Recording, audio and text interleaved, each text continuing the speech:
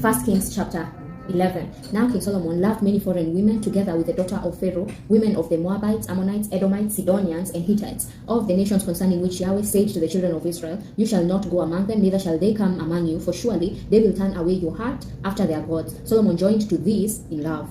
He had 700 wives, princesses, and 300 concubines. His wives turned his heart away. When Solomon was old, his wives turned away his heart after other gods, and his heart was not perfect with Yahweh his God, as the heart of David his father was. For Solomon went after Ashtoreth, the goddess of the Sidonians, and after Milcom, the abomination of the Ammonites. Solomon did that which was evil in Yahweh's sight, and didn't go fully after Yahweh, as David his father did. Then Solomon built a high place for Chemosh, the abomination of Moab, on the mountain Tatis, on the mountain that is before Jerusalem, and for Molech, the abomination of the children of Ammon. So he did for all his foreign wives who burnt incense and sacrificed to their gods. Yahweh was angry with Solomon because his heart was turned away from Yahweh, the God of Israel, who had appeared to him twice and had commanded him concerning this thing, that he should not go after other gods, but he did keep that which Yahweh commanded. Therefore Yahweh said to Solomon, Because this is done by you, and you have not kept my covenant and my statutes which I have commanded you, I will surely tear the kingdom from you and will give it to your servant. Nevertheless, I will not do it in your days for David your father's sake, but I will tear it out of your son's hand. However, I will not tear away all the kingdom, but I will give one tribe to your son for David my servant's sake, and for Jerusalem's sake, which I have chosen. Yahweh raised up an adversary to Solomon, Hadad the Edomite. He was one of king's offspring in Edom. For when David was in Edom, and Joab the captain of the army had gone up to bury the slain, and had struck every male in Edom, for Joab and all Israel remained there 6 months, until he had cut off every male in Edom. Hadad fled, he and certain Edomites of his father's servants with him, to go into Egypt when Hadad was still a little child. They arose out of Midian and came to Paran, and they took men with them out of Paran, and they came to Egypt, to Pharaoh king of Egypt, who gave him a house and appointed him food and gave him land. Hadad found great favor in the sight of Pharaoh, so that he gave him as wife the sister of his own wife, the sister of Tapenes the queen. The sister of Tapenes bore him Genubath his son, whom Tapenes weaned in Pharaoh's house, and Genubath was in Pharaoh's house among the sons of Pharaoh. When Hadad heard in Egypt that David slept with his fathers, and that Joab the captain of the army was dead, Hadad said to Pharaoh, Let me depart, that I may go to my own country. Then Pharaoh said to him, But what have you lacked with me, that behold, you seek to go to your own country? He answered, Nothing. However, only let me depart. God raised up an adversary to him, Rezon, the son of Eliada, who had fled from his lord Hadadezer, king of Zobah. He gathered men to himself and became captain over a troop when David killed them in Zobah.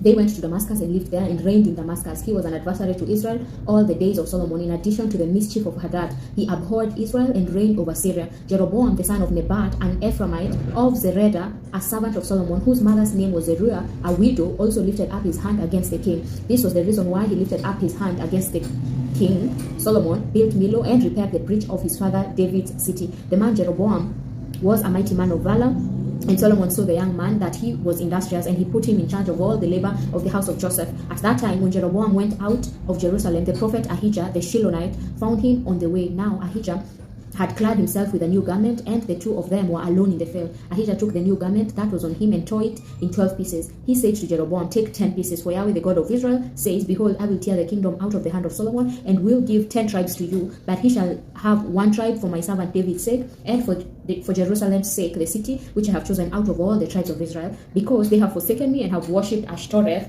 the goddess of the Sidonians, Chemosh, the god of Moab, and Milcom, the God of the children of Ammon. They have not walked in my ways to do that which is right in my eyes, and to keep my statutes and my ordinances, as David his father did.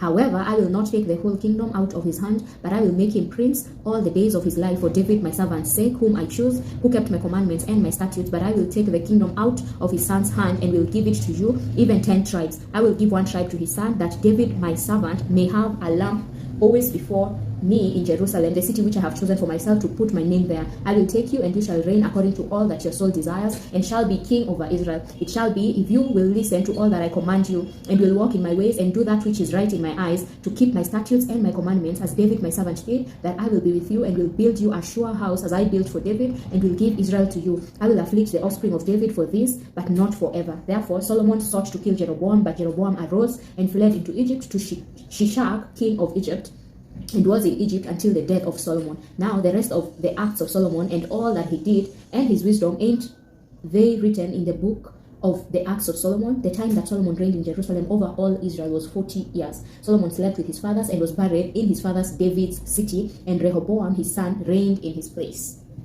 Amen.